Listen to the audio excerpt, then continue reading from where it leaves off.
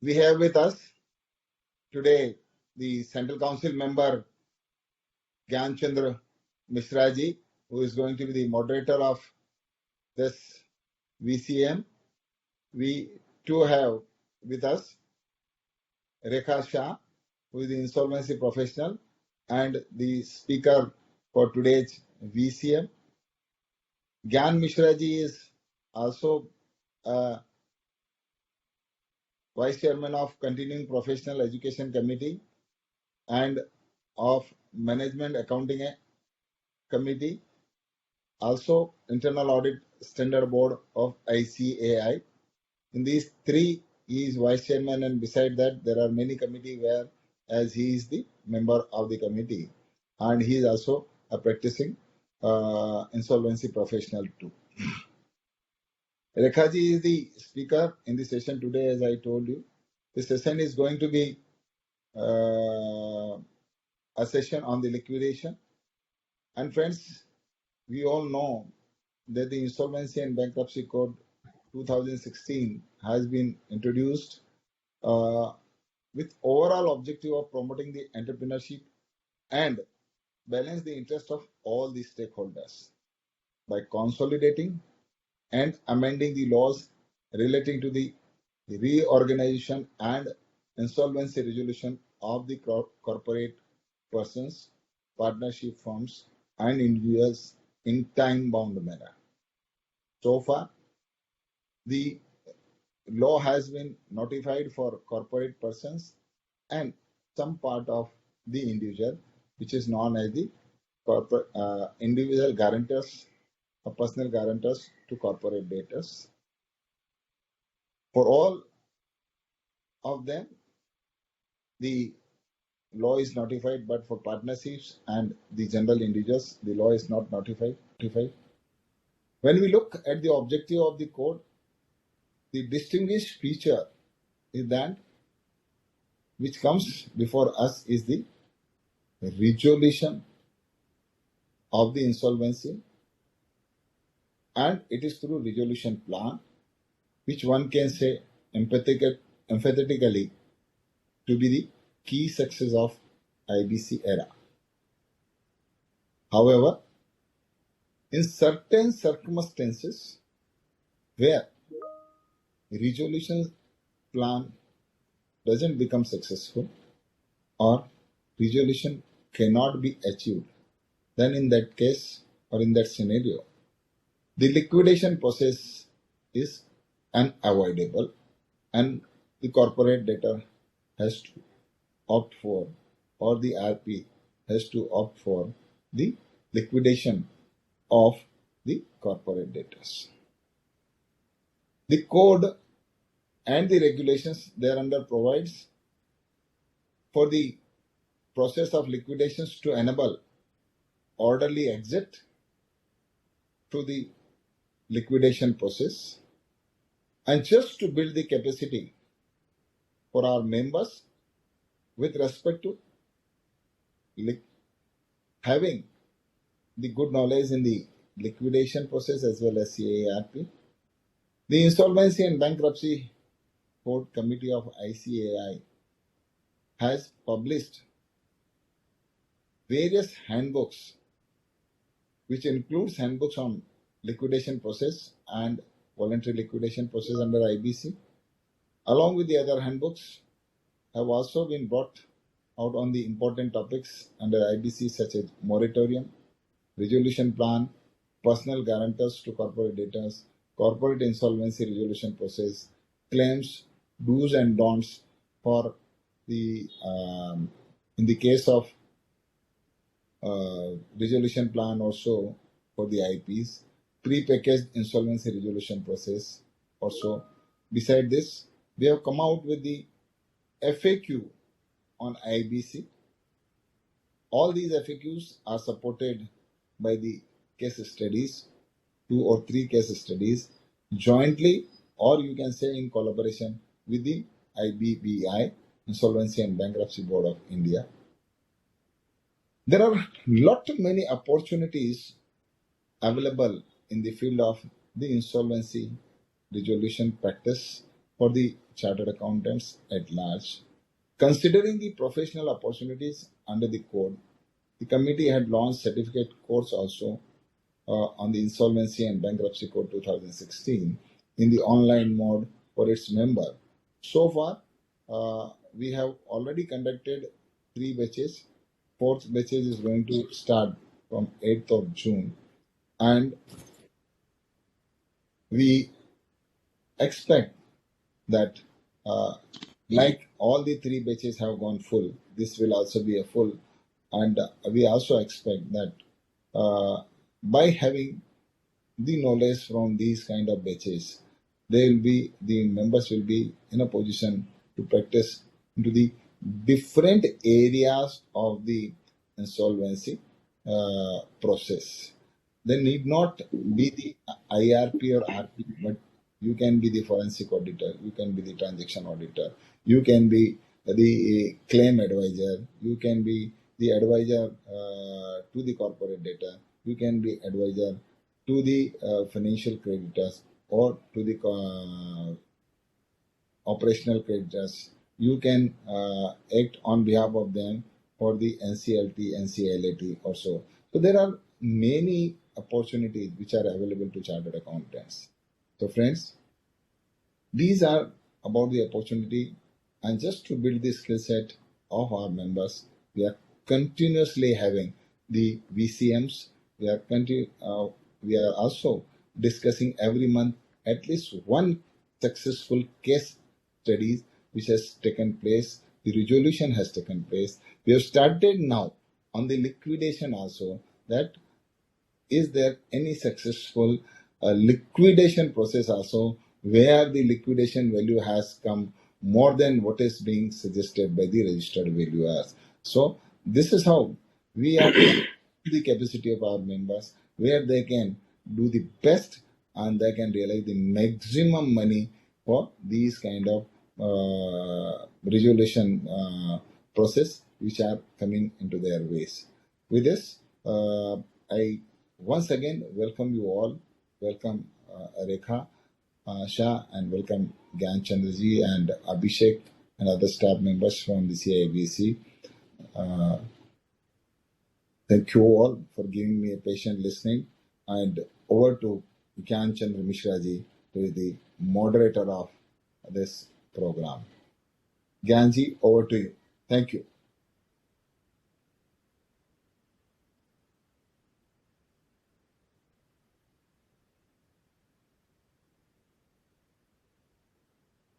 Gyan ji? Gyan Mishra ji? Abhishek? Yes, sir. Gyan Mishra ji not contactable? Sir, trying. Gyan sir. Gyan ji, over to you. You are in a position to listen me? आप mute पे हैं. Yes, sir. Yes, sir. Yes, sir. Yes, sir. I can listen you. I can listen you, sir. So now you are the charge is yours. You are in charge of the VCM. You can start by introducing Rekhaji and moderating the whole event. Gyanji. So thank you, Durgesh Bhai Sahab, a very dynamic leader of the profession and of course chairman of Committee on Insolvency and Bankruptcy Code. Good afternoon, all the friends and respected dignitaries, distinguished speaker, and all the participants. I welcome all the members to this very important VCM on voluntary liquidation process under IBC. Important aspects organized by Committee on Insolvency and Bankruptcy Code of ICI. I do hereby acknowledge the presence of Chairman C.A. Durgesh Kumar Kabra ji. I acknowledge the presence of very respected Speaker Rekha Shah ji, in absentia Sri Priya Kumar ji, Vice Chairperson of the committee. Friends, the purpose of enactment of the Insolvency and Bankruptcy Code 2016, as we know, is maximization of the value of the assets to promote entrepreneurship, availability of the credit, and balance the interest of all the stakeholders of the business organization. Over the last 5 years, since the enactment of the IBC 2016, we all are aware how the code is evolving continuously and developments are taking place regularly for effective implementation of the legislation.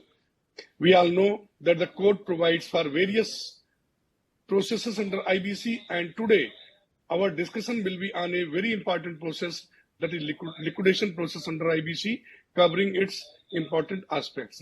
Liquidation is basically not adhered to as and when we require. This is the ultimate process. When it is being done, the company loses its existence. Now, before handing over this session to Rekha Saji, I would like to give a brief introduction of Rekha Madam, who is very distinguished and very learned speaker on the topic. CA Rekha Saji is a fellow chartered accountant and a registered insolvency professional. She has handled 9 IBC engagements and successfully done resolution plan approved by NCLT. She is a regular speaker on platform given by IPAs, IBBI and ICI, and having rich experience in the area of audit, MIS and financial management and planning. She has handled merger of Indian entities and has active participation in board level activities of due diligence, financial planning, executing strategies and negotiation, etc. She also handled taxation matters, including filing assessment, submissions and representations. Now, without taking much time, I would like to request CA Rekha Saji to kindly take over this session from here. I once again welcome you all. Thank you. Thank you, Mr. Kabra and Gyanchandji for a brief introduction. As Mr. Kabra has mentioned in his initial remarks, that in case if the corporate debtor is unable to achieve the resolution plan, or by any chance there is a resolution plan and for some reasons it's not getting implemented, the company goes under liquidation. That is right, but at the same time, during the liquidation, one thing is very good, that under the regulation 32, there is something called as a sale as a going concern, sale of a corporate debtor as a going concern, and sale of a business of a corporate debtor as a going concern. So to some extent, even the resolution plan, still continues in the liquidation process. And if that happens, it is as good as, you are selling the company the way you are selling the company in the CIRV process. So that is something, an amendment which was brought in a couple of years ago. And that is something a good move. If I'm not wrong, probably a writ petition was also filed against, saying that since the IBC code doesn't actually envisage about selling the corporate debtor as a going concern, however, the regulation does talk about it. So whether it is ultra vires, whether the the regulation is overriding the code. However, this was declared in the Supreme Court judgment that this is not to be considered as an ultra vires. This is well within the powers of the regulators. Apart from that, there was a mention about time-bound process.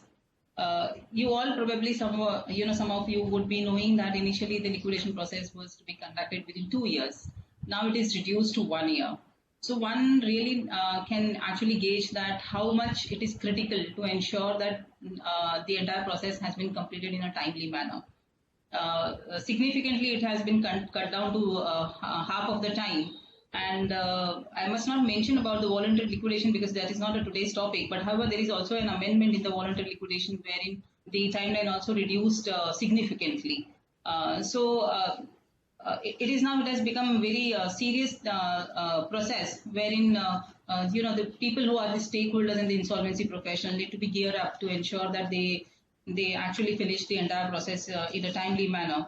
At the same time, since there are many things which takes place, privileged applications, and there are assets which are not able to be sold by the liquidators. There are a lot of issues when one run the liquidation process.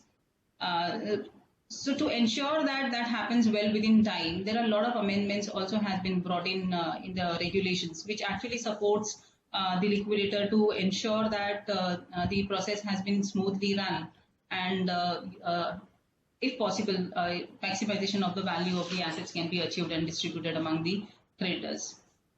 So this is the initial remark from my side. And Now I'll just share my presentation so that we can start on the topic of the day.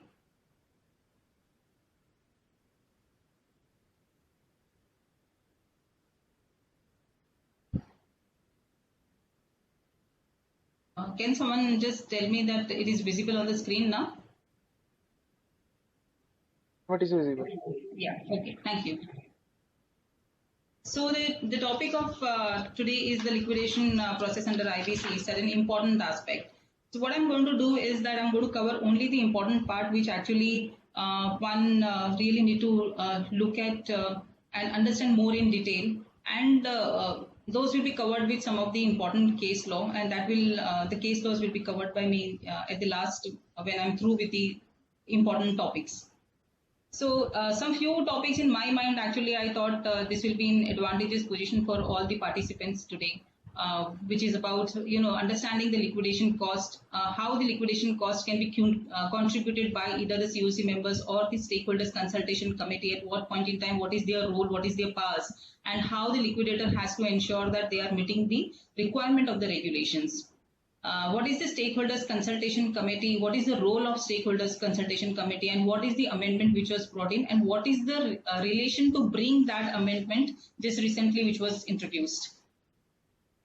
What exactly the meaning of presumption of security interest, and what in case if certain requirement under this particular regulation 21A is not abided by the secured lenders, then what will be the recourse of those things in during the entire process, and what will be the duty of liquidator to ensure that he is able to control over those assets? So that we will little bit understand.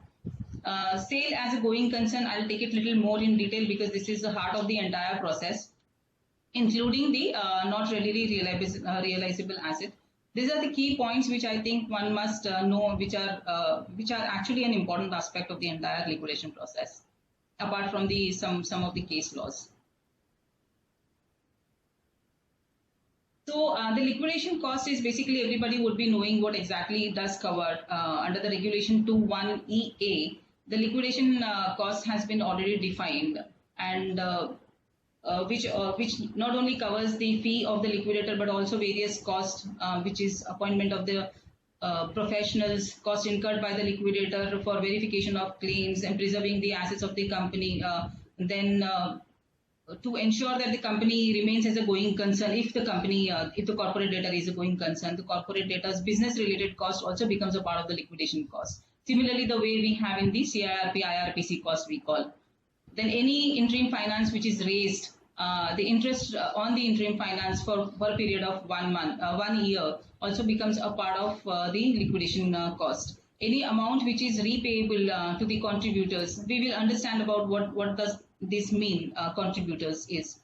Then any cost which is essential to ensure to complete the liquidation process, to make the public announcement for inviting the claims, the stakeholder declaration of the stakeholders list, fee payable to the regulators, advocates or consultants, anybody. So these are the specially, which falls actually as a part of the liquidation cost.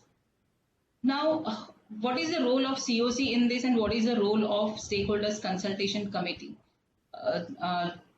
The moment the CIRP process is at the FEG end, and wherein the resolution professional understand that there is a plan which he's supposed to submit before the COC members for their approval or the consideration.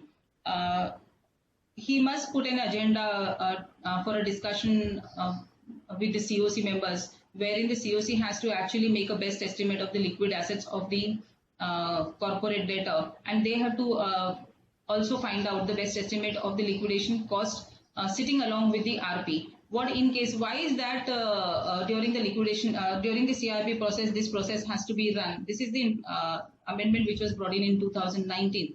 The reason is that many times it happens, the resolution plan is there, which is kept for the approval of the COC members, but it is not approved by the COC, or otherwise even if it is approved by the COC members, but it is not implemented, or maybe there is no accord by the NCLT. So in that case, generally what happens thereafter, if the company goes for automatically under liquidation as per section 33, the liquidator actually faces a lot of problems in terms of running the process because there is actually no money. There is no liquid cash available. So how he's going to run the process? How he's going to make the public announcement and appoint a lot of professionals to run the process?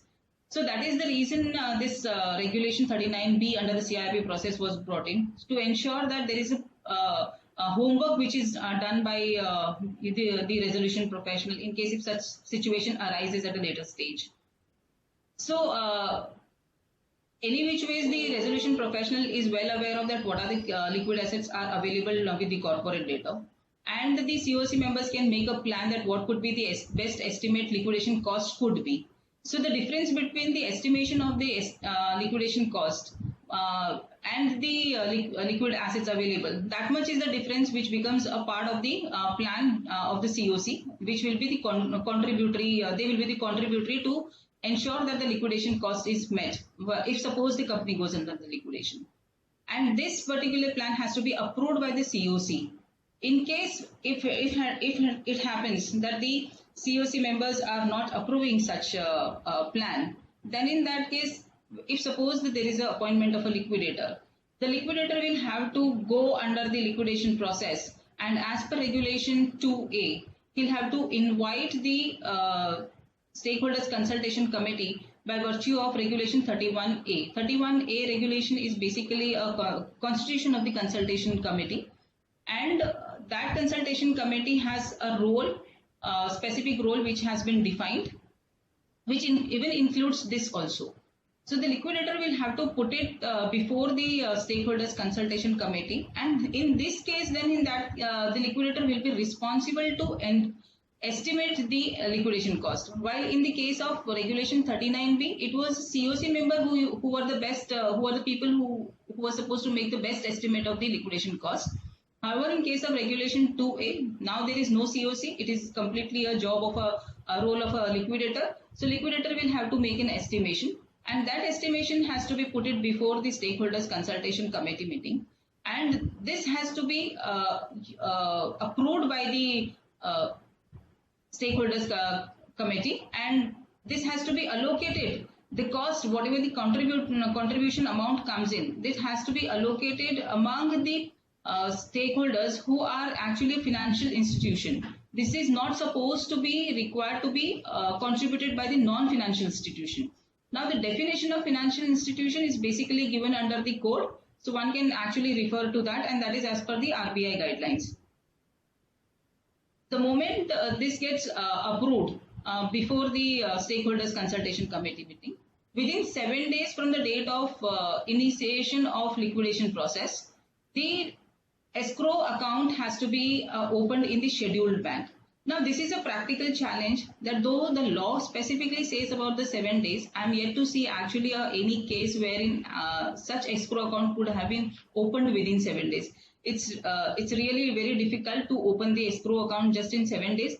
Now, take an example wherein one has, say, 10 to 15 stakeholders who are supposed to be the contributory towards this such liquidation cost.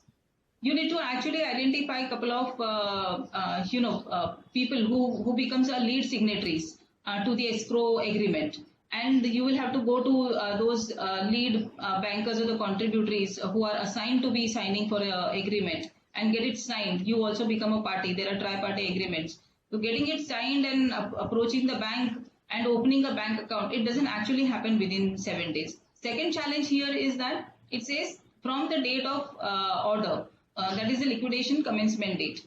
So practically, do we actually get the liquidation order within 7 days? I mean, any order for that matter, within 7 days from the day it is pronounced. So if you look at from that aspect, practically it is really difficult. However, it is important that the liquidator actually prepare his contemporaneous records to ensure that he is well aware of the law, and he has ensured that whenever he has received the order, he has started his doing activities. It should not happen that he is not aware of the law and he can't, justify his position. This particular contribution is considered to be an interim finance, and there is an interest element which is, considered as a liquidation cost. The interest should be at the bank rate which is as per the section 49 of the Reserve Bank of India. So that is somewhere around between 4 and 4.5% per annum basis. Equally, in the liquidation cost, what is more important is for any liquidator to see that what is his fee. I mean, this interests everyone, including myself. So how one would ensure that you are actually given a justice as far as your work is concerned and you are paid also properly, and how in which scenario what should be the fee. When I say about the scenario, what does it really mean under the liquidation process? So there are basically three steps to run the entire process. So I'll go back to the CIRP process, wherein under Regulation 39 C, which is also newly inserted a couple of years ago, wherein it is the job of the RP that he's supposed to sit with the COC member and wherein it is supposed to be decided that whether the company has to be sold as a going concern or not. I mean, the priority is to be given to be sold as a going concern or not, straight away sell the assets of the company. So when it comes to this, and in the regulation of the liquidation process, it is mentioned that if the stakeholders committee or the COC members, if they decide to sell the company as a going concern, then the period for that process, specifically for selling the corporate debtor as a going concern, is only 3 months. Similarly, in the COC members, along with the resolution professional, can even decide whether they would even opt for any scheme of arrangement or compromise under Section 230 during the course of liquidation process. So even for that process also, the 3 months window period is given to the liquidator to ensure that within these 3 months, the entire scheme related process is to be run. So these 3 months of Section 230 and the 3 months of sale of corporate debtor as a going concern is not to be included in the period of 12 months of the normal liquidation process. So this is excluded. So because since there is a separate activities to be required to be run by the liquidator, the fee is also kept separately. Now this fee, who is going to decide? It is the COC who is going to approve the fee of the liquidator. So it is very important. If suppose the resolution professional would like to continue as a liquidator, he put in his proposal that if the COC members approve for the scheme under Section 230, then in this case, my fee as a liquidator would be this. If the COC members is approving to see that the company can be sold as a corporate debtor, can be sold as a going concern, then the fee would be this. And failing which, if either of this, failing which by default if the company goes under the balance period in the balance process, so for that period, what will be the fee? Maybe if suppose that is not approved, then in that case it goes as per the chart that is under Regulation 4B. So Regulation 4B is basically about, the chart has been divided into realization and distribution mode. So 50% of the fee of amount which is realized can be taken at the time of realization, and the rest of the 50% can be taken at the time of the distribution among the stakeholders. So there was a ambiguity whether the liquidator is allowed to take only the fee related to, because there are two tables on the realization and distribution. So there was a confusion earlier that he is supposed to take only fee based on only the realization, because it actually staggers into two different parts, 50% and 50%. So second part doesn't apply. However, the IBPI has clarified in their circular saying that both the charts is actually applicable as far as the fee of the liquidator is concerned. But there is also a clarification that there are chances, sometimes it happens that the secured lender probably have invoked Section 52 and they have read with Regulation 21A, and they are realizing the value of the assets. So in that case, on that realization, whether the liquidator would have a fee or not. There is a clarification with related to saying that at the same time that if suppose there is a over realization, so that whatever is the excess amount which is realized has to be brought in back in the liquidation state by the secured lender to the liquidator. So that excess amount realization proceeds becomes a part of the liquidation estate. So if that happens, if that scenario happens, that excess amount is to be distributed by the liquidator among the various creditors as per the section 53, that is the waterfall mechanism. Now here in this case, since he has not realized, no money will be given to him, but he has distributed among the creditors. So the fee will be applicable to the liquidator based on the distribution table. So this has been clarified by way of circular issued by the IBBI. So now there is, as far as the fee is concerned, I think everything has been sorted out.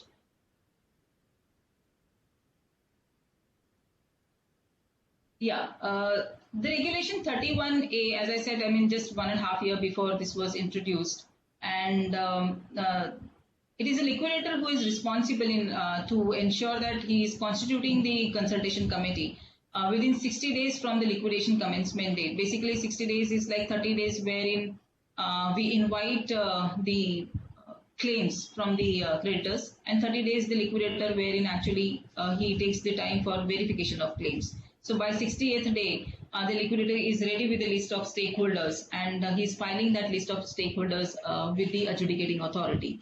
So based on the list of stakeholders, whatever has been prepared, the constitution of the consultation committee has to be done. So that is why it is within 60 days.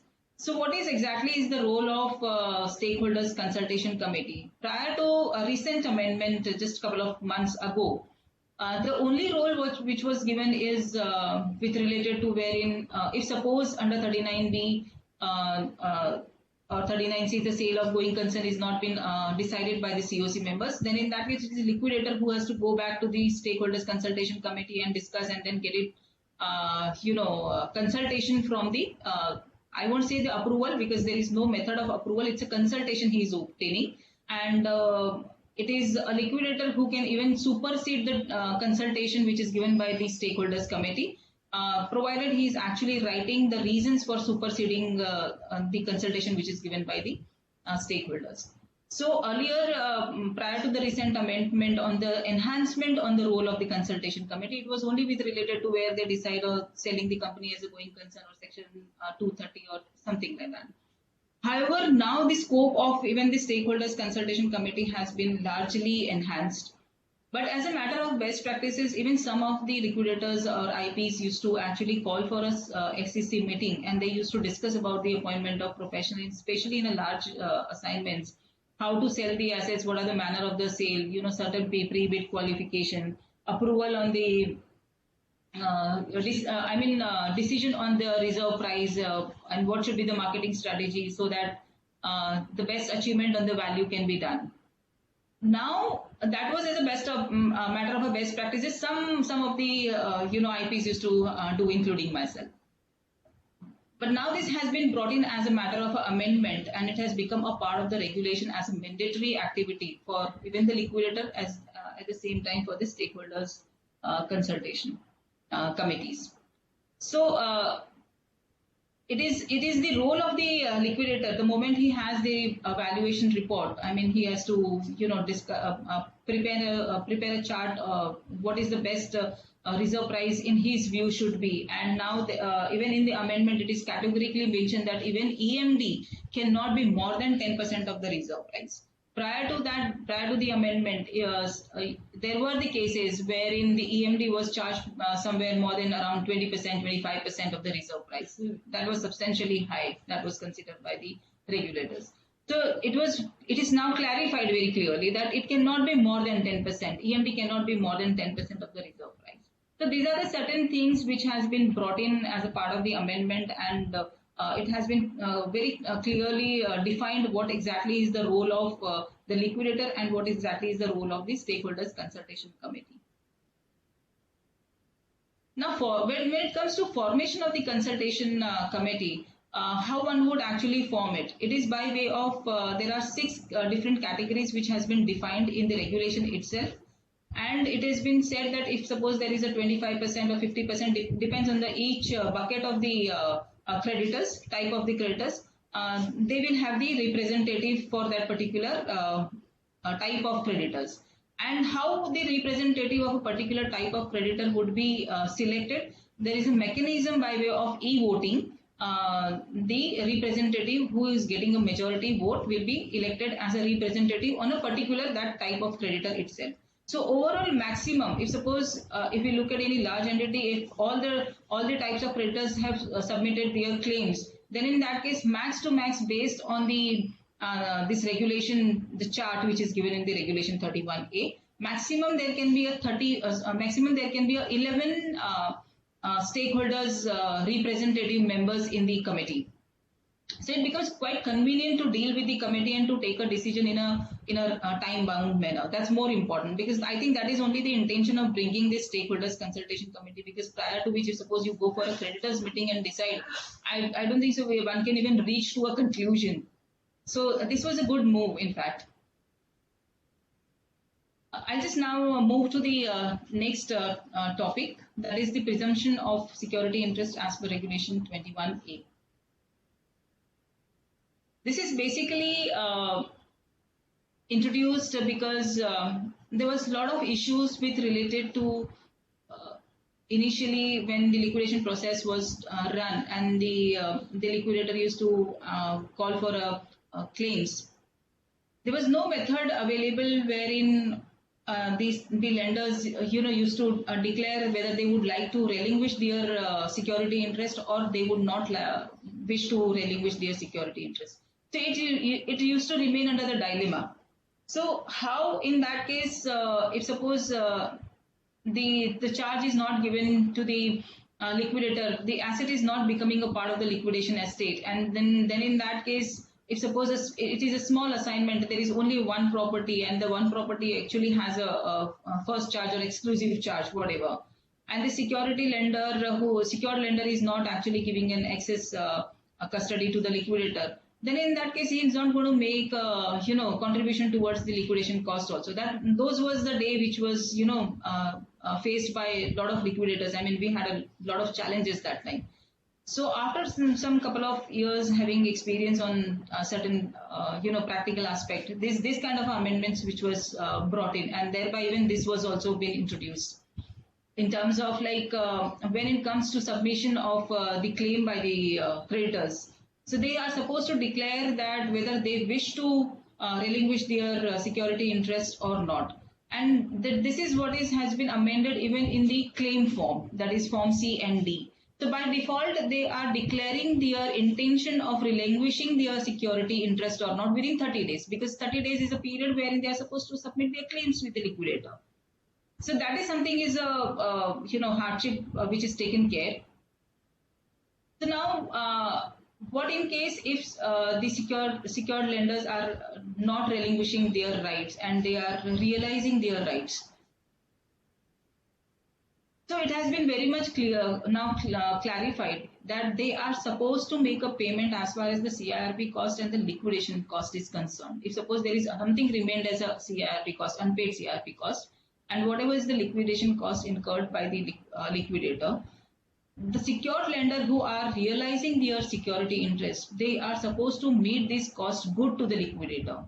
Along with, they are supposed to ensure that the workmen dues to the extent of 24 months preceding the liquidation commencement date is also made good to the liquidator within 90 days from the liquidation commencement date. So these are the two things they are supposed to ensure that they are meeting, even though if they are realizing their security interest. Because this was again a challenge which was faced by a lot of liquidators. Not only that, as I mentioned earlier, that if suppose they realize their security interest and they found to having an excess of the realized value of the asset, then in that case, that excess amount within 180 days, they are supposed to park with the liquidator in the liquidation estate. And in case if suppose they are not able to sell the assets within 180 days, then in that case, that asset should become a part of the liquidation estate. But practical challenge is that most of the secured lenders, even after 180 days, they initially enjoy the 6 months period for realizing their security interest. However, they are not successful in selling the assets, because otherwise they would have been successful in SURFACE. So it's very logical.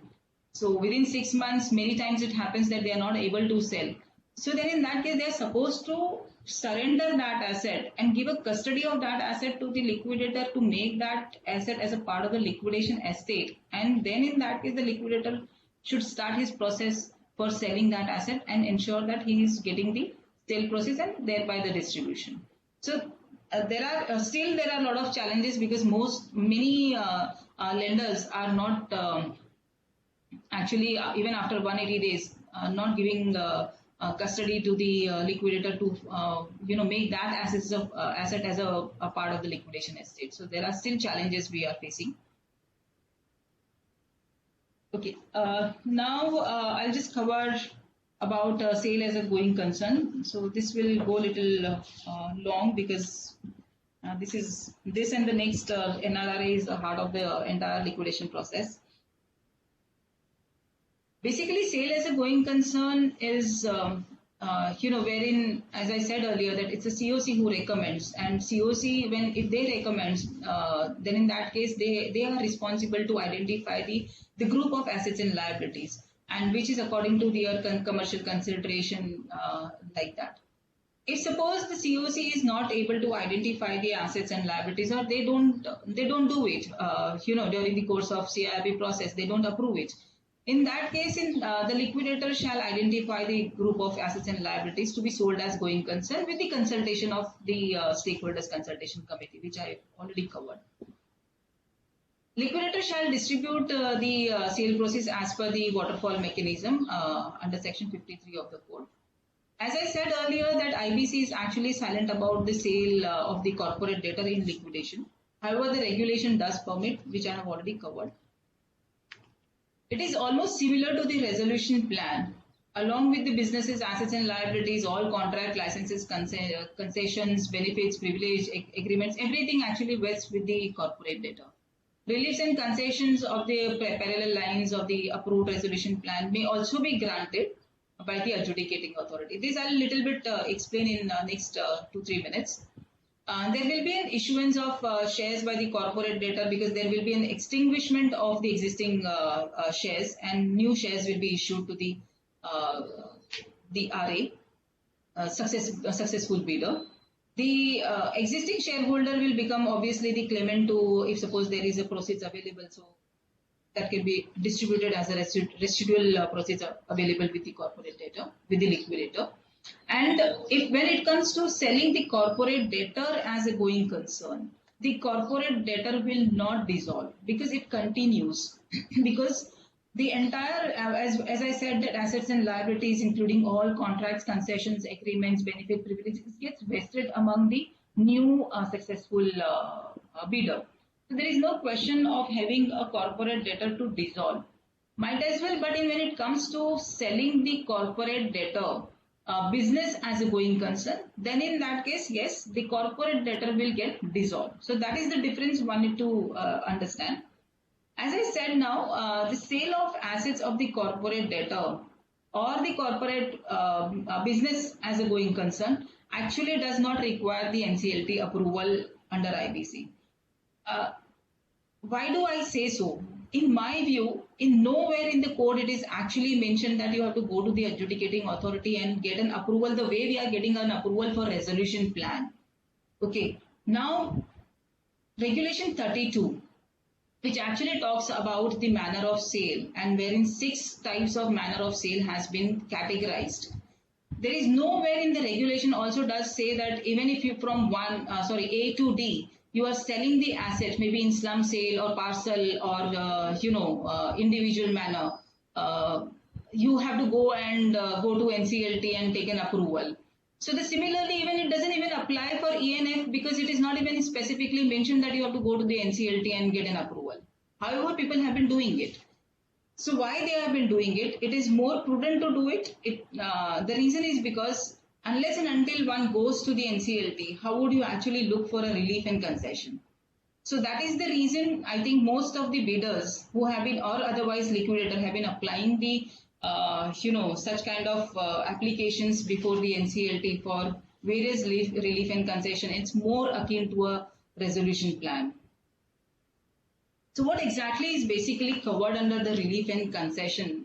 This is actually, I have just covered a couple of, cases, which is in the case of Lucky Holdings Private Limited and Topworth Pipes and Tubes Private Limited. These are the two orders which I have read, and wherein specifically the NCLT has given some few concessions, I think, which will interest all of us. So I'll just take a couple of minutes on that, what all concessions have been given. So that, it justifies to go to adjudicating authority to obtain it, because otherwise the law doesn't say that you go and take a permission from adjudicating authority on account of selling the corporate debtor or the business of the corporate debtor as a going concern. So what are the reliefs? It's about the share restructuring, wherein the liquidator was allowed to issue shares to the successful bidder. And there was no approval to be needed, but it was a procedure to be complied as per the Companies Act. So this was the exemption which was given. Similarly, what we do in the plan. So existing charge, that means whatever the charges are, applicable when it comes to successful bidder can have a right to review and terminate any contract what was entered prior to the CIRP or LCD period. No non-compliance and liabilities prior to the CIRP period. So that was also waived off. It remains with the effective date can stand extinguished for the successful bidder, and the same shall be settled by the liquidator in accordance with Section 53 of the Code. Relief from past liabilities, that is, successful bidder may not held liable for any past liabilities of the corporate debtor,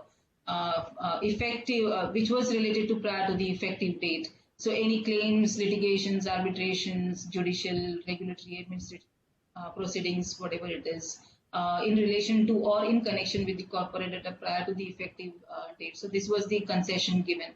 Existing creditors were extinguished completely. Change in the management. So board of directors to be constituted on the effective date by removing existing directors and appointing directors of the successful bidder. Termination of contracts, wherein like existing charge encumbrances with the ROC stands satisfied and vacated. Corporate debtors claim, wherein the claims are against the third parties. So if the liquidation process is closed, the bidder will be under no obligations to the past liabilities. Carry forward losses is now even the amendment which was brought in the Income Tax Act as far as the carry forward losses is concerned.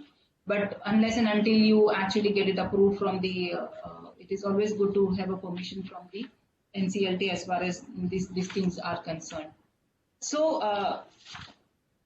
as I said, there are certain judicial pronouncement, like in case of, to my mind, sale of going concern, we hardly have around 10 to 12 cases in my knowledge, maybe max to max around 15 cases till now, wherein during the liquidation process, the company, the corporate debtor was sold as a going concern. So in a way, it is actually a good sign that the number of such cases are increasing. So might as well we can say that some kind of a resolution even we do see during the liquidation process. So there are certain cases, in case of VK Global and versus Messrs Smart India Private Limited. There is a case as I said, Lucky Holdings. There is one more NCLT judgment on Vasist Services Limited versus SV Ramani and others. Mohan Gems and Jewels Private Limited versus Vijaya Verma. These are the cases, which are the good judicial pronouncement, especially on this particular topic on sale as going concern.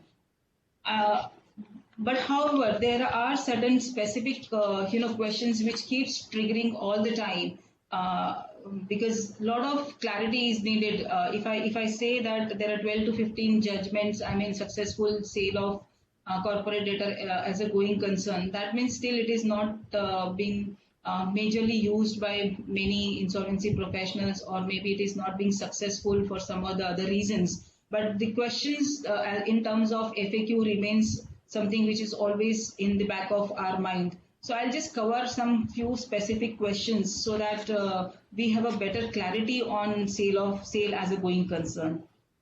So one of the question probably has that whether the corporate debtor needs to be dissolved in case of sale as a going concern.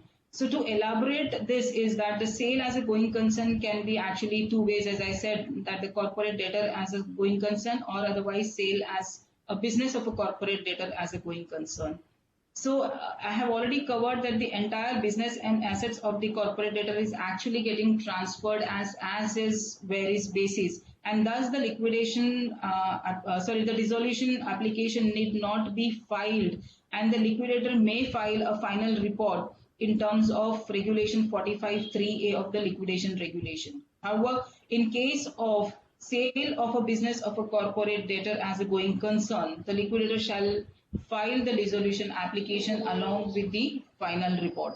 So this is one question which actually keeps triggering out. The second possible question is that is it possible to sell the different business verticals independently or separately? So the answer is very clear that if that is the case, then one may decide that in the F category business as a sale and sale as a going concern. So answer is actually yes. One can always try ensuring that in what best manner one can maximize the value from the assets of the corporate debtor. The next question probably could come in mind is whether the approval of lenders is required for executing the sale as going concern. As I have already covered that under Regulation 39C, it's a COC who may recommend the sale as going concern if it is of the opinion that the same will actually maximize the value of the corporate debtor. As per the Regulation 32A of the liquidation regulation, the liquidator has to make the endeavor to sell the sell the corporate debtor or the business as a going concern if it is recommended by the COC. If it is not, then of course within 60 days he has to go back to the stakeholders consultation committee and discuss and get the consultation. But however, as I said, that the advice which is given by the stakeholders consultation committee is actually not binding on the liquidator. But if he is not considering that advice, he or she has to actually mention the reasons for not considering that consultation or advice and make that as a part of the progress report and has to file that progress report with the adjudicating authority and along with the regulators.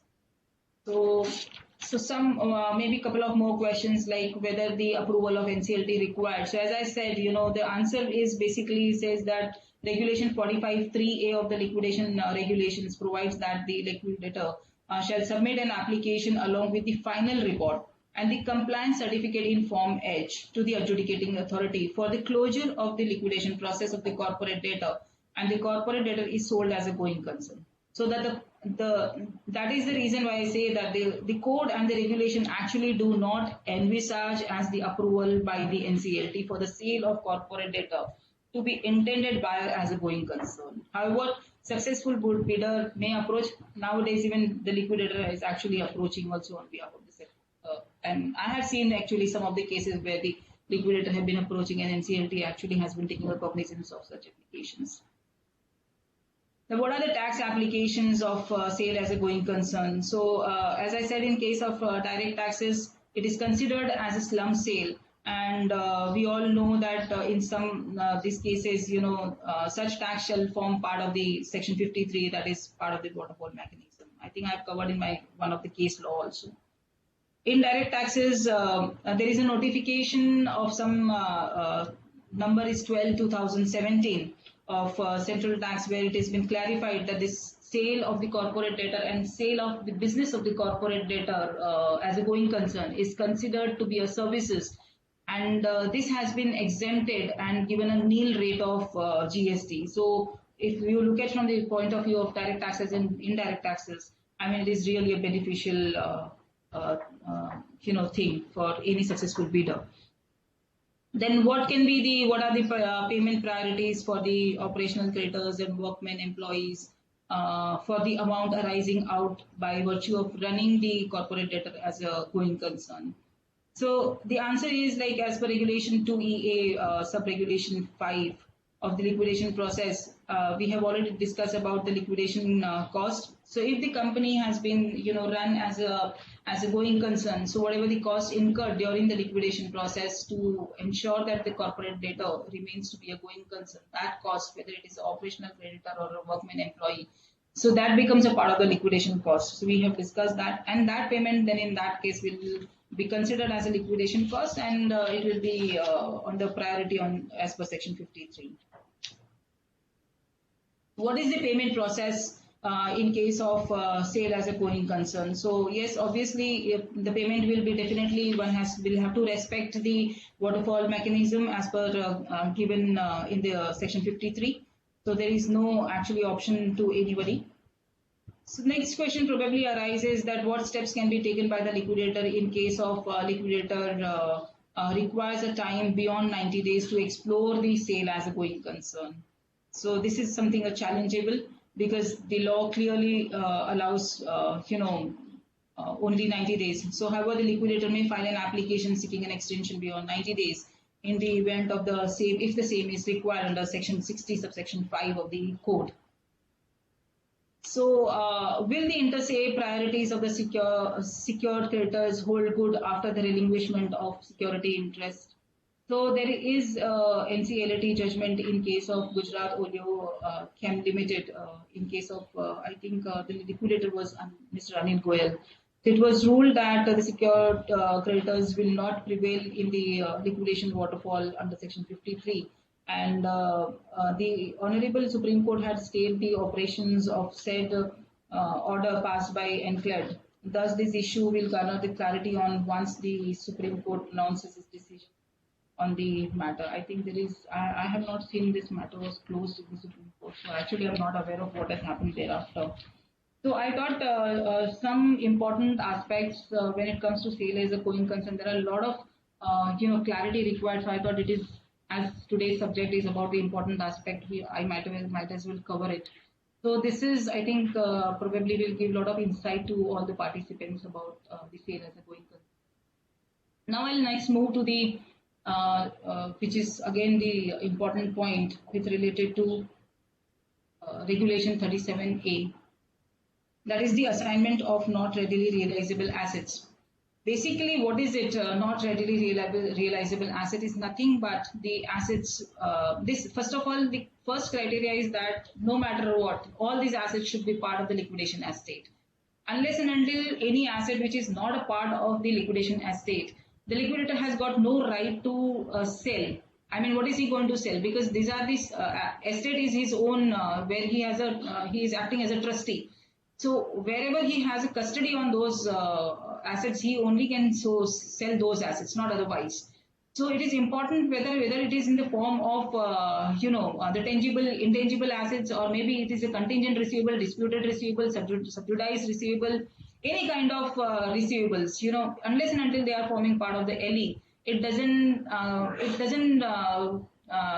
to be considered as per the regulation 37A. That is a prerequisite thing. So I have already, while speaking, I've covered some examples of NRRA. Now, how one would do the NRRA? Whether actually the regulation does actually talk about how one has to do the NRA, actually there is not too much of a clarity given, because one will, the moment one will look at the regulations, it's a very small regulation. When it comes to practicing this particular regulation, it becomes actually very difficult. Why I'm saying so? Because I have personally done it, and I actually took not less than 3 months to complete my NRRA, because probably when the application was filed for dissolution before the adjudicating authority, and the A actually will end up saying that that they are also listening this NRRA something for the first time, where I was asked to explain them by reading the regulations, and how in practice I have followed in 3 months, and what all agreements has been done and everything, so that they understand. And it was mentioned by them that probably my case probably would be considered as in their experience, as successful NRRA which was done. So more important is that one need to really put in effort to ensure that they have to demonstrate that as a liquidator you have tried your level best to sell all the assets which is forming part of the LE. So that demonstration has to happen. And after putting all the efforts from your side, in case if you're not able to sell certain assets, then in that case you may go back to the SEC and say that these are the assets which you have tried your level best, these are the ways you have tried to sell this, and all the doors you appears to be closed, that this is not sellable, and that is the reason why you feel that you want to consider this to be an NRRA. Now, how this, the moment you declare those assets as an NRRA, how still it becomes sellable in that case? So the important aspect is that first of all get the valuation done of those assets, because any which ways the valuation has been done and that's how it is become a part of your liquidation estate. But what in case if there is a litigation? Say you have some cases which is wherein the recovery suit has been filed, or there are certain cases of section 138 of negotiable instrument has been filed. And these are the cases when it comes to valuation, actually, because the valuer also can't take a cognizance of such cases, because underlying asset is actually not been adjudicated. It's pending for adjudication. So unless and until those has been adjudicated and such orders are in the favor of the liquidator, how even the valuer is going to define the value of such assets? That's number one. It's a practical issue. So the challenge remains is that what value, first of all, such litigations, if suppose you have the litigations to sell, so how would you do it? That is the challenge. Then in what basis you are going to make this as a part of a LE? That is something, another thing. Then how actually you are going to market this to ensure that you sell this NRRA? Now there are 2-3 methods of selling the NRRA. One is that the way we do an auction sale notice, same way, suppose you have the say sundry debtors, receivable sundry debtors, you make a public auction saying that you want to sell this in NRRA. It might be successful because you might have a valuation to that. But there are certain assets, as I said, which are under sub judice or disputed or contingent, where it is practically which is not possible to achieve the value. How would you do it? And then the assignment comes into the picture. Now, assignment also, where you are going to identify the market where would be a buyer who would be interested to actually take this kind of assets on an assignment basis. The point what I want to address here is because of my practical experience, the reason is because especially in India, this NRRA is quite successful in UK and Singapore. However, and probably considering the cases we have in India of a liquidation, I mean around 1,000 cases we have running cases, and around almost 15 to 20 cases also only have seen the light of the dissolution. The major issue among these cases are because most of the assets are under litigations and not able to sell. There are disputed assets, maybe land having an encumbrances or something like that, and which are not able to sell. And that's the reason why this was brought in. But the point is, how would you actually make an assignment? How would you identify the interested party to take these assets on assignment? So whether you can actually offer this kind of an assignment to your lenders who are the party of the stakeholders consultation committee. Of course, yes, you can do that because the law doesn't specifically prohibit doing so. So one can always try that. But however, the practical challenge remains is that would they actually take this kind of assets on an assignment? If that would have been the case, probably this company would, possibly to some extent may not be under the liquidation. They would have managed maybe under SURFACE or, in whatever ways. So most likelihood is probability is that probably even this secured lenders also may not be even interested. So you will have to actually go into the open market. Now the challenge is in India specifically, what I think is personally, most of the market in India is domestically driven. It's all our home business, family business, may it be large or small. Most of the businesses are family oriented. The underlying assets, the quality of the underlying assets and the trust in the quality of the underlying assets is a big challenge in India. And everybody knows that. So how would you identify the third party to have this assignment? That is one part. This is about the practical aspect. Now when I come to on a theory that how would you actually do an assignment? So assignment is actually basically on a two method. One is that you have already identified the assets and the value, and you identified the interested party to go for an assignment. Then in that case, it's a liquidator who becomes a assigner, and the party becomes a assignee. So the liquidator and the assignee will sign the assignment agreement. And there are two ways. One is that you take, as a liquidator, you take the entire upfront money, and that upfront money becomes a sale proceed and to be distributed as per the Section 43 waterfall mechanism. Now, is it really practical that any third party who will give you a upfront assignment money? Practically, if you look at even any assignment of the debt also takes place, it is generally 15% and 85% or 20% or 80%, something like that it happens, right? So who is the buyer who is going to give you the upfront money and then you would distribute? So that's again another practical issue. So possibility is that what one can do is that you identify the risk element of such kind of assets being successful or not successful in future. One may assign this kind of assets, but however define certain specifications in the agreement saying that if this is the successful thing, then in that case the ratio of distribution among the assignee and the stakeholders would be say 70%, 30%, whatever it is. Whatever the cost to be incurred to run this particular, to pursue these litigations, who's going to bear the cost also has to be mitigated. That is also should be part of the agreement. Then in that case, whether the stamp duty actually attracts to this kind of a thing or not, how would you actually identify the value of the stamp duty where you actually do not have a right value defined to such assets? So these are certain things which I thought practically we have a problem. There is no black and white answer to this. If anybody is practicing, probably will face challenge and may overcome and may have a results the way probably I had, and I could successfully do it. But certainly I had really, really nightmares on this. But it was a fantastic experience. Now, the question arises is that when you do a effective, effective assignments, how one would do it?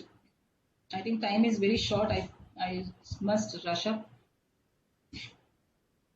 So it is important for any liquidator to ensure that the assignment is effective. Then the liquidator has to demonstrate before the in front of the stakeholders consultation committee that there is a valid cause of action. There is a value also is derived to that particular valid cause of action. There is certain action which is taken by the liquidator to ensure that there is some recovery happening. There is some probability of recovery when you assign this kind of assets.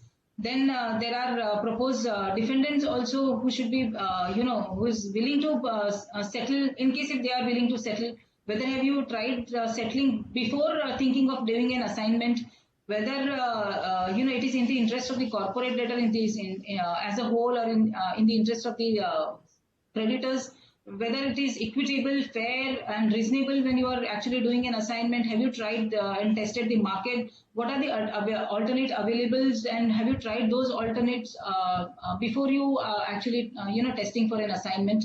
So these are the certain pointers one need to keep in mind so that it becomes very smooth in front of even the stakeholders, and not only in front of SEC, but also you will be very confident enough when it comes to having a deliberation with the adjudicating authority on this, because this is something which is even the adjudicating authority would like to have a lot of comfort when they actually approve for the dissolution.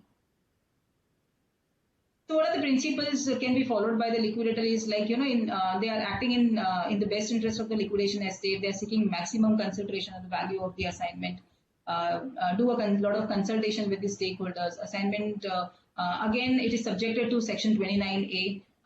That is more important one need to keep in mind. As I said, the liquidator's approach should be very reasonable and fair. And nowadays, I understand that some of the companies which are under the recovery segment, they have been opening this kind of a vertical. So probably maybe in a couple of years, we may actually see a better results of these particular regulations. Again, the distribution of unsold assets is also one of the key area. Here, in short, if I have to say, where the liquidator actually has tested selling the assets, whatever is covered as a part of a liquidation estate, putting all the best efforts, including the NRRA. Because unless and until you actually tried even NRRA, you cannot say now, because before the NRRA, which was inserted as Regulation 37A, then in that case, okay, you have put in your efforts, auction is not failing, you have tried open market, you tried for even private sale, not happening, nothing. So you go back to the stakeholders saying that, okay, these are the left out assets, and this is how I think, unsold assets and can be distributed among the stakeholders.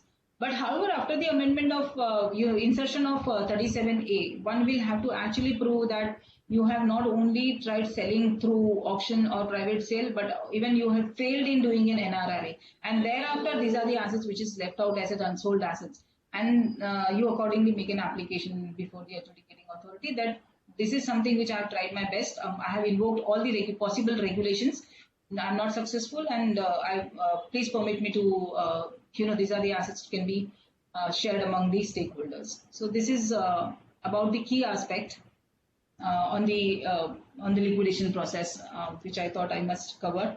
What I'll do is now I'll just cover some few important judgments to support this, whatever we have discussed today.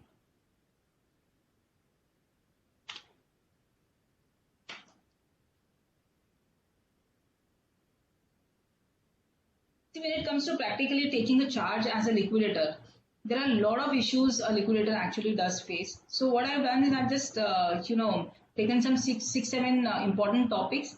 And again, in that 6, 7 important topics, couple of judgments I have tried to put in so that we understand that there are judgments when it comes to such important key areas within the process.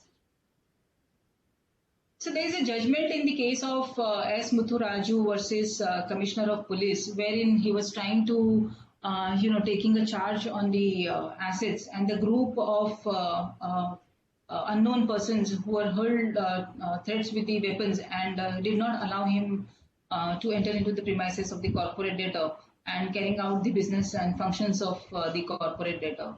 I think similar thing was also happened when in one of the case wherein I was trying to take the charge on the assets, where the mob of 6 people actually came and did not allow me to, enter into the premise of the corporate debtor. So one can approach the NCLT, and NCLT is very kind enough in such situations. Maybe it's a CRV process or the liquidation process. They have been, literally passing such orders the moment you actually approach to the adjudicating authority, and they direct the superintendent of the police or the administration to provide the adequate police protection, may it be the resolution professional or to the liquidator, to ensure that they enable to perform their duties.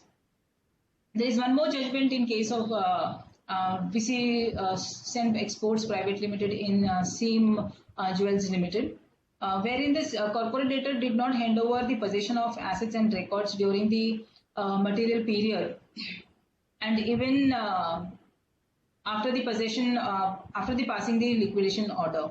It was presumed that the erstwhile director of the corporate debtor had deliberately stolen records with an intention to enrich themselves and also to siphon off all the assets without even bringing to the knowledge of the liquidator. And therefore, prima facie, it was considered to be an attitude of the directors, which was a mala fide attitude. So the NCLT here directed the liquidator to file a police complaint for appropriate action for the theft of confidential information records. It also directed the police station officer to register the complaint and take appropriate action against the former director of the corporate debtor. In case of Alchemist Asset Reconstruction Company Limited versus Precision Fasteners, here what has happened is the liquidator had filed an application seeking possession of a flat under the occupation of the respondent, that is the Alchemist. The respondent had submitted that to refuse to hand over the flat owned by the corporate debtor, and he was saying that because there was a possession letter which was given by the corporate debtor to me, and that's the reason why this is under our possession. However, what has happened that the liquidator has to take the possession and custody of the asset so that he forms that asset as a part of the liquidation estate. So he filed an application. So the NCLT has noted that and said that The letter cannot be treated as a valid document whereby the alleged property has been transferred to the respondent. It ordered the respondent to vacate the flat and hand over the same to the liquidator, failing which the liquidator would be entitled to get the possession in accordance with the law with the help of the police. So this was the order which was passed. So one can easily look at that wherever even during the process, if the liquidator has any hurdles, can approach to the adjudicating authority and get a direction. But one need to ensure that you have actually done your, you have run the process and you were not successful. It should not happen that without actually putting any efforts, we straight away go to the adjudicating authority. It will just fall back upon the, on us only, very badly. In case of Hind Motors India Limited, it happened that the corporator had actually no liquid assets. This is about the contribution. And hence it was difficult for the liquidator to meet the expenses of the liquidation process. So NCLT actually directed that the expenses incurred by the liquidator shall be borne by the financial creditor at the first instance. At the same time, not only the expenses, but even his fee also should be taken care of as per the regulation. Even in one of the cases, I had also filed an application before the NCLT wherein, various reminders and a lot of efforts had been put in for, what we discussed about contribution and as per regulation 2A. Practically, it is still a challengeable thing. So I had to move in an application wherein the NCLT were very kind enough to pass a, directive order to the contributories to contribute within, within 1 week, and then I was asked to inform to the adjudicating authority whether it was actually done or not. So there was an interim order which was passed, and the moment I had to represent and say that the money has come in as a contribution, the final order was thereafter passed. So it is really a kind on the NCLT part also that there are good orders also does come in. What is the scope of liquidation estate? Some couple of ambiguities which I tried, covering in terms of some of the judgments. This is a very recent judgment here, as what we discussed about Regulation 21A, wherein the secured lenders actually they wish to realize their security interest and sell the assets as per Section 52. However, what Regulation 21 clearly says that 180 days is enough, and if you are not able to do it, then that particular asset becomes forming part of the liquidation estate. But as I mentioned that time also, practically this is also a challengeable thing because the lenders actually do not share their custody of the asset to the liquidator to make a formation of the liquidation estate. So here also the liquidator actually had gone and wherein 180 days were passed on June 2021. And he filed the application before the NCLT, and NCLT then directed to pay the liquidator the liquidation cost and the worksman dues for the period of 24 months preceding the liquidation commencement date, if not already paid, and to hand over the possession of the assets forming part of the security interest that have not been sold yet to the applicant immediately. So this is very recent judgment. If I'm not wrong, this must be just couple of weeks happened. The precision fasteners, this is one of the very, landmark judgment, I would say. I think most of us would know that wherein the respondent actually had, this PF organization has attached the property of the corporate debtor against their outstanding dues with the PF department. And the liquidator had filed an application before the NCLT saying that such attachment should be considered as a null and void when it comes to the liquidation process and should be handed over to the liquidator to form the LE. So here the NCLT has observed that the creditors have a right over the property of the assets of the corporate debtor, whereas the workman dues are interwoven with the right to life. The former right is subordinate to the latter right, and they cannot be treated at par. In recognition of this, Section 36 is basically about the liquidation estate. It talks that what all can be the part of the liquidation estate. So Section 36(4)(a)(3) of the code provides that the dues in respect of provident fund, pension fund, gratuity fund are actually not part of the liquidation estate. So it is specifically mentioned in the Section 36 that these are exclusion of the liquidation estate. So NCLT held that the PF, pension and gratuity dues will be treated as asset of the workmen employees lying with the CD and will not be included in the LA. Accordingly, the LA adjudicating authority vacated the attachment with the direction to the liquidator to sell the assets and pay off these proceeds to the claim payable by the CD in the liquidation on a priority charge to the PF department. That is how it was ordered. In case of Mozaber, also the similar thing has happened, wherein the adjudicating authority held that the provident fund dues and pension dues and this can gratuity fund dues also cannot part of the 53 section 53. The financial creditor had filed an appeal on the ground that the workmen dues have the same meaning as per section 326 of the Companies Act, which includes provident fund, pension, gratuity, all these funds. Therefore, the purpose of distribution should fall as per the 53. Now, here the NCLAT held that again, referring to the section 36(4)(a)(3) of the code, saying that this is exclusion. And if further observed that the liquidation estate of the corporate debtor under section 36(1) read with section 36(3) does not include all sum due to workmen and employee from the provident fund, pension fund and the gratuity fund for the purpose of distribution of the assets under section 53. So this was very clearly passed in the case of Mozaber. In case of Edelweiss reconstruction and versus Reed and Taylor, what has happened is that the financial creditor of the corporate debtor, he was saying that he is having the sole first charge over the assets and having the first pari passu charge over the current assets of the corporate debtor. So first charge on the fixed assets and the first pari passu charge on the current assets. Seeking that he would like to realize the security interest by selling the secured assets of the corporate debtor as his various basis as a going concern. Another FC here, he had objected saying that he cannot do it because the pari passu charge is that and he can't enjoy only just section 52. So the NCLT has held that only the first charge holder, the secured creditor with first pari passu charge, can stay outside the liquidation process and realize his security interest. So this is very clear that if there is a first charge or maybe an exclusive charge, you have a right to decide whether you would like to realize the security interest or not. So the first right is given to the person who is having a better quality of a charge on the assets. So the charge is that way it is respected.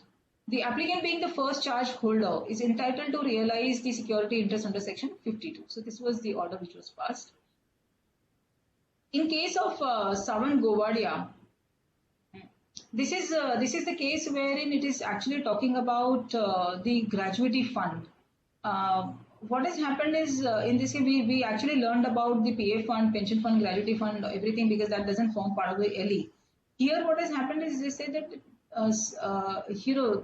section 4(a)(3) does talk about this, but NCLAT has held here is that in case where actually no fund has been created by the company in violation, because one need to really understand even in the Gratuity Act also, the section 4(a) of Payment of Gratuity Act 1972 actually mandates the payment of gratuity by the employer to an employee in consideration where actually they are making a fund of such gratuity. So creation of the fund is important. So what NCLT has addressed out here is that in case where there is no fund has been created by the company in violation of the statutory provision of the section 4 of the Payment of Gratuity Act 1972, then in that situation also the liquidator cannot be directed to make the payment of gratuity to the employees. So when there is no, there is a violation of the statutory provision, then where is the question of liquidator making a, contribution? There has to be a fund in the first place. So because the liquidator has no domain to deal with the properties of the corporate debtor, which are not forming part of the liquidation estate. So this was the order which was passed. So I think this is one of the best landmark judgment. And in practice, generally what one can do is that when it comes to a gratuity, one can use this judgment, and when it comes to pension fund and the provident fund, one can use the Mozaber fund judgment and the other precision fasteners judgment. So one can take an advantage of this as judgment because any which ways this is passed by NCLAT. So this is very helpful in practice. Let us understand a little bit about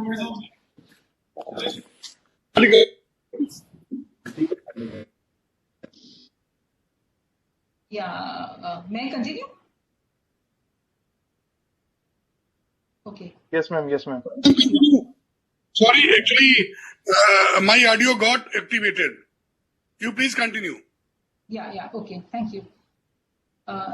So I'll just cover a couple of judgments on attachment of assets. Here in this case of Leo Edibles, where the tax department actually were not willing to lift out the attachments which was made for the recovery purposes, wherein the liquidator actually has filed an application. So High Court actually passed a order saying that the tax dues being an input to the Consolidated Fund of India and of the state clearly comes within the ambit of section 53(1)(e) of the code, that is the waterfall mechanism. An income tax department cannot claim any priority merely because the order of attachment, so dated so and so in 2016, was long prior to the initiation of the liquidation proceedings under this particular VNR case. Further, it was also mentioned that section 36(3)(b) of the code indicates that no uncertain. This is very important. It says that the liquidation state also does cover, specifically it mentions that no uncertain terms that the liquidation estate assets may or may not be in the possession of the CD, including but not limited to the encumbered assets. So in that case, even these are the type of assets also should form part of the LE. Therefore, even if the order of the attachment constitutes an encumbrances on the property, it still does not have the effect of taking it out of the purview of section 36(3)(b) of the code. So this order of the attachment therefore cannot be taken to be a bar for completion for the sale under a liquidation proceeding under the code. An income tax department necessarily must submit its claim to the liquidator for consideration as and when the distribution of such assets would be done, and it would be done as per section 53. There is one more, this is also one of the landmark judgment, wherein I'll just cover a limited portion of, because one can actually read through. This has happened in case of Varsana Spark, where, where the Mr. Anil Goyal was the liquidator. And here the property was attached by the enforcement director, and they were not willing to, free up the charge on attachment on this property. And there was issue with related to sell the assets. So what has happened at that time only, section 32 was introduced in the code. So the liquidator actually took a cognizance of this section 32, saying that whether such section 32 will be applicable during the course of liquidation process or not. So that's what even the tribunal has opined, saying that yes, section 32 does apply even during the course of liquidator, and the liquidator actually can take a cognizance of such sections, and thereby because of applicability of section 32, such kind of assets should become a form, should be with the custody of the liquidation, and liquidator would have a power to such sell these assets. And in the third issue, which what I'm trying to address is that the tribunal actually held that the liquidator can proceed with the sale of such assets under the attachment by the ED in order to proceed with the liquidation proceeding under the code. It noted that the buyer of the assets can seek appropriate relief for de-attachment. This is something which I have not understood, but this is whatever it is a part of the order. But I'm still not clear, because it actually says in the liquidation process that the liquidator is responsible to sell the unencumbered assets. Now this is already an encumbered asset. Okay, you are allowed to sell, but at the same time you are saying that the successful buyer who is going to take an appropriate relief for de-attachment, I mean, in practically how it is going to happen, I have no idea. So whether then in that case you would actually be able to maximize the value of that asset, I mean, one have to really look at. There is one more judgment with related to, this is Mr. Om Prakash Agarwal. I think he is also part of the same team, wherein the tax recovery officer had frozen the bank account, and they were not, willing to uplift or defreeze the account. So he had approached to the NCLT, and NCLT has mentioned that the monies of the corporate debtor lying in the bank account shall be construed to be an asset of the corporate debtor, even if the attachment order is passed against the same. It was also noted that section 170 of the IT Act has been amended now, to allow the code to have the overriding effect. it directed the bank also to defreeze the account within 30 days. See, now the point here is what? Is that for such things, one actually need to go to the adjudicating authority and get a order. This takes actually a lot of efforts, energy and time, money, everything. Maybe it's a liquidator's time or adjudicating authority's time. Actually, it takes time in the process overall. But in spite of having a lot of clarity and a lot of judgment available, still people have been facing to vacate such attachments. And it takes a lot of time unless and until you actually approach the adjudicating authority, and you get a direction. It is practically difficult. But the moment you have the order, it is done within 30 days. But suo motu, it is not been done practically. I mean, it is, I won't say won't be, it's not been done, but it's really difficult to get it done. In one of my case, I successfully got it done within 15 days, but it's a rare case from GST department wherein the attachment was there on the bank account, and I did not even personally visit to the department. It just some 3-4 calls I personally had with the GST officer. Ensure that the liquidator actually does talk with the officers. It's more prudent to, and it's a best practice to follow that you somebody who is having a power talks with the officers. It makes more sense rather than a team member speaks. So we just had a couple of talks over the phone and just a couple of mails, exchange of emails, and in just 15-20 days the department has actually vacated the attachment. So it does happen, but it's really practically as being, because I'm also working on the same field as we all are, it's really difficult. Just a couple of orders again on the sale of assets. This is also a recent judgment. This is, with related to, you would be knowing that when the auction is done, the regulation actually does allow saying that, within 90 days, the sale process has to be deposited by the successful bidder. And the first 30 days, there is no charge of the interest, but later 60 days, there will be a 12% interest, which will be charged. So overall window which is given to the successful bidder to deposit the entire money is 90 days.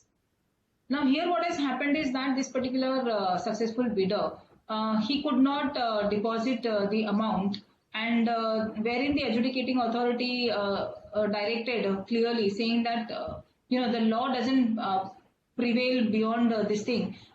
So whatever is the amount which is recovered, apart from the EMD, which is to be forfeited, has to be returned back, and he will not be considered to be a successful bidder. And the liquidator was directed for cancellation of such sale, and the action taken by the adjudicating authority was actually in accordance with the statutory provisions, because they said there is actually no merit in the submissions made by the successful bidder, because any which ways the law doesn't give you, a window beyond 90 days. So there is no question that even the adjudicating authority would have a power to do that. This is also something similar case wherein what has happened is that as per the process document, the successful bidder was supposed to deposit 25% of the bid amount within 24 hours and 75% within 15 days. However, the successful bidder has actually deposited 25%, not the 24 hours, but in 3 days. And then he was seeking, more time beyond 15 days.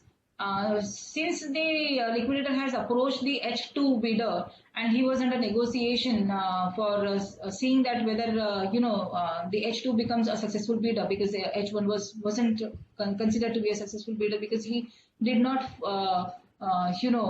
made the compliance as per the regulations. So this successful bidder H1, who had moved an application before the NCLT by invoking Rule 11, saying that he has already paid 57% of the bid amount, so he should be granted, and the liquidator has no authority to forfeit his said amount or whatever. So NCLT also here the same thing, they had mentioned that the liquidator has already negotiated with the second highest bidder, who has already made payment with equivalent amount, which was offered by the applicant being the highest bidder. In other words, the second bidder, being in the position to make the payment of the same amount, has become the successful bidder and made the full payment in time. Therefore, this application becomes infructuous and stands dismissed. So the lot of clarity is there now as far as the process is concerned. this is something order which is not suiting to my mind. I'll just explain what is it. See, the regulation clearly says that if there are perishable products or wherein there is a deterioration on the quality of the assets, and if there is a unsuccessful auctions, various unsuccessful auctions, the liquidator may sell the assets in a private sale mode. So that is very clear in the regulation itself. However, in this particular case, what has happened is that the NCLT had opined that, to our mind, the proper interpretation of A and B, that is perishable and deterioration of the assets or something like that, would be that the liquidator is entitled to sell the assets without the requirement of prior permission after reaching the conclusion that the assets are perishable and it is likely to deteriorate significantly the value of if it is not sold immediately. So he can do that without obtaining the approval from the adjudicating authority. However, otherwise the purpose of regulation would be defeated if the time is required to be spent in filing an application and taken in permission and like that. It says, however, the assets to be sold at the price higher than the reserve price of the failed auction have to be sold with the prior permission of the adjudicating authority. Why? My question is very simple, is that if suppose it is higher than the failed auction price, why one need to go to the adjudicating authority to take a permission? Any which way the liquidator is doing a good job. The law says that, in my reading, that if there is an auction which is failed auction, contemporaneous, you are unable to sell in 3 or 4, 5 auctions and you are continuously failing it, and you identified a party to buy this particular asset, and you feel that the cost of auctions and all these things over a period of time will go up and you are not able to maximize the value of the assets, and probably it's high time now you sell this asset as a private sale, because any which ways you have identified the party. So it makes, that way you can maximize the value of that particular asset. So it makes sense, though the value of that particular asset in the private sale, the proceed, would still be a little lesser as compared to the failed auction value. Then in that case, you may approach to the adjudicating authority because your sale proceed is lesser than the failed auction value, not the higher. And exactly what I have done in my personal case, I had done the representation. I actually got it approved from the NCLT. So this is how what I feel, that when it is higher, where is the question of actually you go and... so to my mind, this is the order which is bad in law. In case of Pooja Bari, here what has happened is that there were certain properties, she was acting as a liquidator, and certain properties she had sold. So out of which the capital gain was, arisen. And it was told that the secured, saying that whether that particular capital gain should be forming part of the liquidation cost or not. If suppose this particular taxation becomes a part of a liquidation cost, then in that case, it's the secured lender who are actually badly getting affected because of the distribution mechanism under Section 53. So what is opined here in this particular case by NCLT said that we therefore hold that the tax liability arising out of the sale shall be distributed in accordance with the provision of 53 of the code. Applicability of Section 178 or 194 IA of the Act, Income Tax Act, will not have an overriding effect on the waterfall mechanism provided under Section 53 of the code, which is complete code in itself, and the capital gain shall not become part of the liquidation cost. And they were asked to submit their claim to the liquidator as far as the capital gain tax is concerned. And that gain tax is to be considered as per the operational creditors category and to be distributed when it comes as per the waterfall mechanism. That was something it was, and this is something, one of the best landmark judgment, giving a lot of clarity on the taxation part is concerned. Here, this is also one of the TDS related matter in 194 I, that is related to the sale of property wherein the TDS is deducted by the buyer. So what was happened is that the clarification which was sought whether the TDS actually does apply when it comes to, a buyer who is supposed to deduct the TDS and make a deposit to the tax department. So the judgment which was passed by the NCLT is it's very clarificatory in nature. It says that it is observed that the overriding effect under Section 238 is applicable to the issue between the creditor and the debtor, but not to the TDS deductions. when the government comes before the liquidator as a creditor, it is bound that it is as abided by Section 53 and Section 238 of the Code. In this case, the government is not making any claim as an operational creditor while directing the purchaser to pay the TDS amount. It held that the deduction of TDS does not tantamount to the payment of the government dues because it is not actually government dues. It is not arising out of the claim. It is arising out of the transaction in priority to other creditors since it is not a tax demand on a realization of tax dues. So it is the duty of the purchaser to credit the tax TDS amount to the income tax department.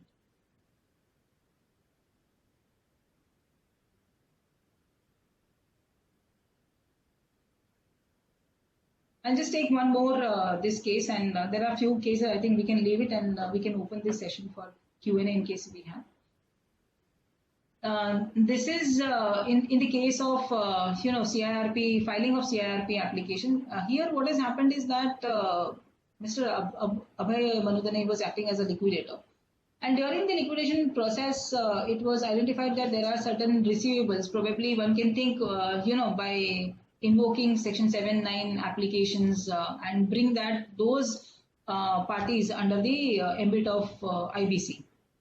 So the NCLAT here, it has mentioned that because that time, if one look at Section 11 of IBC code, there was no clarification which was given, and that is the reason why there was a lot of ambiguity was there with related to whether the RP or liquidator, when they are running the process of CIRP or liquidation respectively, whether they have the power to file an application under Section 9 or 7 on other party during the process itself, because the moratorium applies.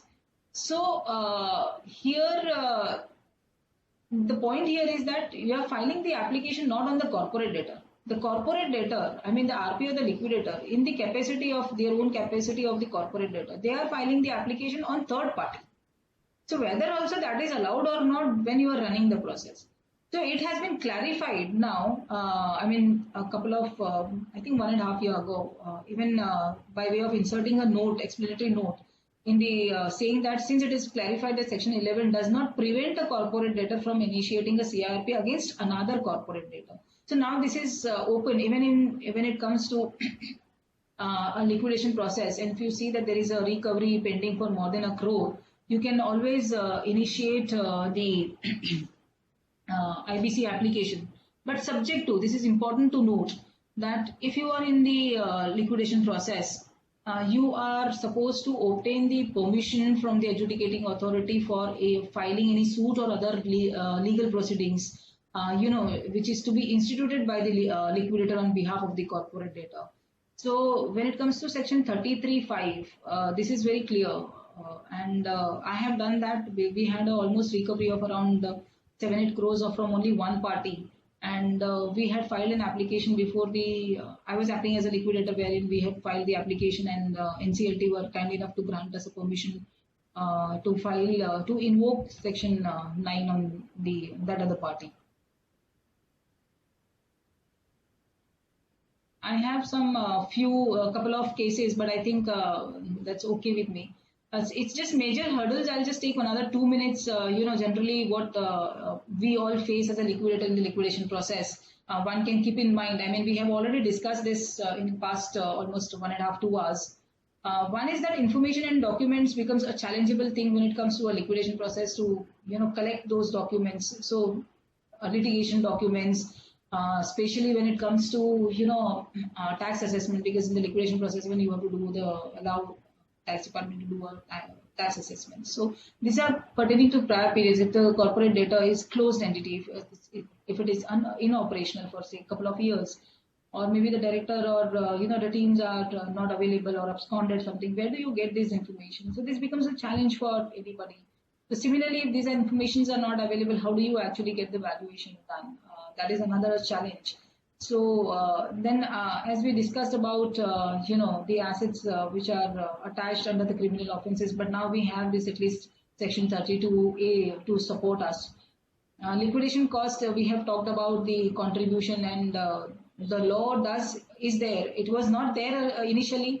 the regulators have actually taken a cognizance of hardship faced by liquidators. They brought the amendment in. Yes, there is something breathing space the liquidator has got, but sometimes it happens that you have to move an application, and after an application you get the results. So there actually is a huge time and efforts which actually goes in, which is not an intention of the law. That is something which is not appreciable. Though there is an amendment which has been brought in the law and the regulation itself, but still we have to move the application before the NCLT and keep seeking directions. So that is something should be reduced to the greater extent, I believe. The customers are not available somewhat, some assets are such wherein it is very difficult to identify the customers. Then there are certain large assets. I know there is one case in Gujarat. They have a huge land bank. I mean, it's a massive land bank wherein the liquidator has reduced. I mean, n number of auctions have been tried, and the assets value has been. I mean, the price has been reduced to almost 50%. In spite of that, also there is no buyer. So sometimes it happens that assets are so large, or maybe sometimes it happens that assets are lying in a remote locations wherein which is controlled by the localites or maybe a local mafias or something like that. It becomes extremely difficult to sell such kind of properties. The industry segments sometimes are not in demand. Sometimes, as we have already discussed about litigations and interest of third parties. So these are something as a liquidator in practice we face a lot of challenges. So, but it's a part and parcel of the process. So, it's important that as a liquidator we actually do our process and our duties within our powers, because the powers are also enough given. You can always approach to the police department. You can approach to the superintendent SPs. You can approach to the chief ministers of the state. Because I have done that, and you can be successful. You can go to the various departments because the liquidator has immense power, having the quasi-judicial power. So, and that has been respected. Personally, I have observed. If you put in efforts, you get the results. But if by any chance you don't get the results, then of course, then you can move to the adjudicating authority. But adjudicating authority then in that situation becomes very kind, wherein you can portray your efforts have been put in but were not successful. It becomes very convenient and easy for even them to pass a positive order in favor of the liquidator, and giving a lot of positive directions which can help the liquidator to run the process smoothly. So I end up my presentation here on the topic. So I'll stop the sharing now.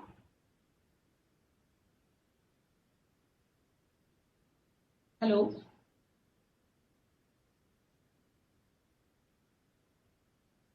Abhishek, are you there?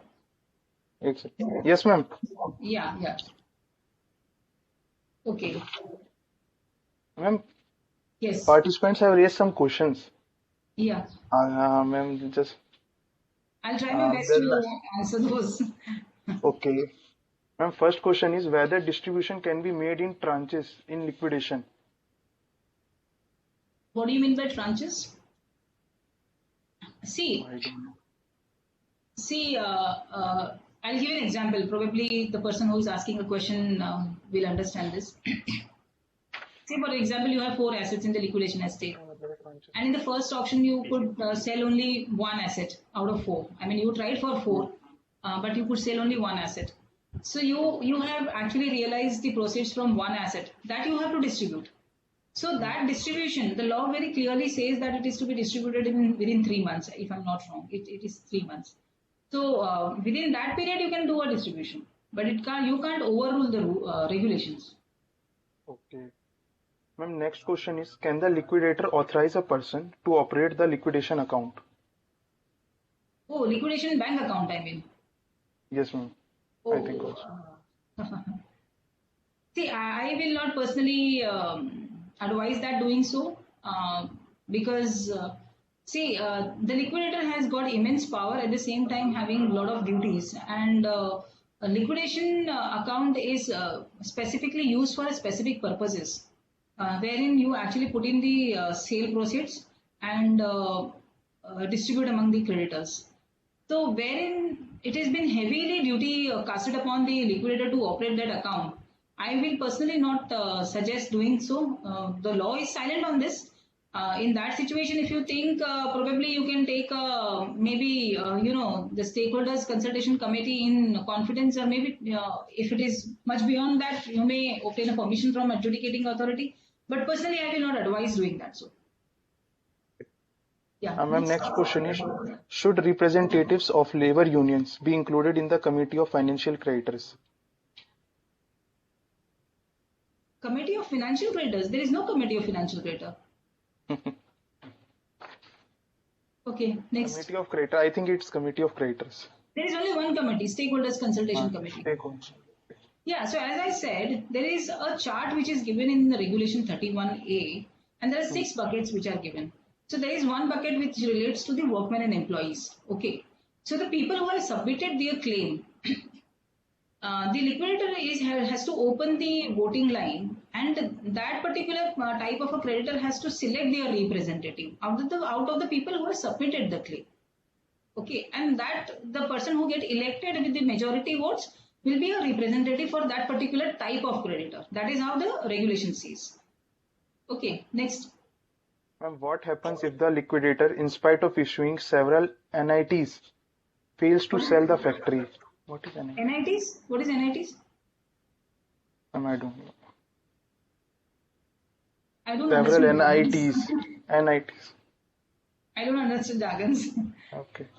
Next. Ma'am, what is the logical difference between voluntary liquidation under IBC as compared to winding up under Section 361 of Companies Act 2013? Oh, okay. The basic difference between the liquidation and the voluntary liquidation is only one thing to keep in mind. That Section 33 is mandatory compulsory liquidation and the second is voluntary. This is under 33, this is under 59. Under 33, even if you have the, wherein your financial obligations towards the creditors are larger than the available assets. That is a normal scenario. Wherein you are not solvent, you are insolvent. That is under Section 33. Wherein it comes to say voluntary liquidation, that is under 59. It is where you have, before the appointment or the declaration of the voluntary liquidation takes place, it's a director who are supposed to declare that the company is solvent. Okay. Wherein you are supposed to meet the all obligations, creditors' obligations out of your own assets, and there is a residual assets remains. That is the difference. Okay. Ma'am, Next. One member asked a question in 1 hour mandates. Since there is only one financial creditor, Supreme Court SCC resolved to pay the necessary liquidation cost on as is basis without opening separate escrow account. Is this fine? See, law actually, I can't comment on this because the law tells you to open the escrow account. So do open. Otherwise, answer to the regulators when it comes to inspection. How can I advise that it is okay?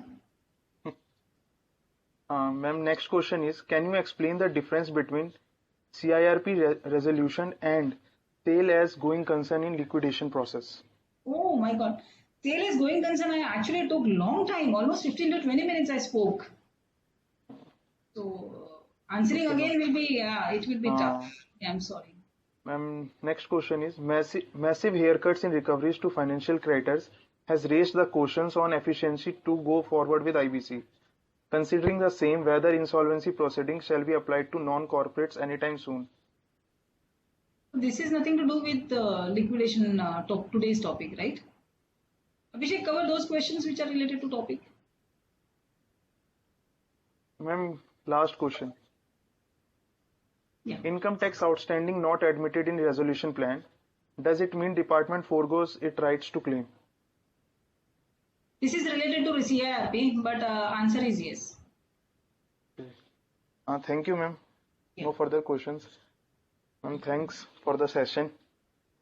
Thank you so much. And thanks to all the participants for patience hearing. And thanks to ICAI for having me here and giving me an opportunity. Thank you so much.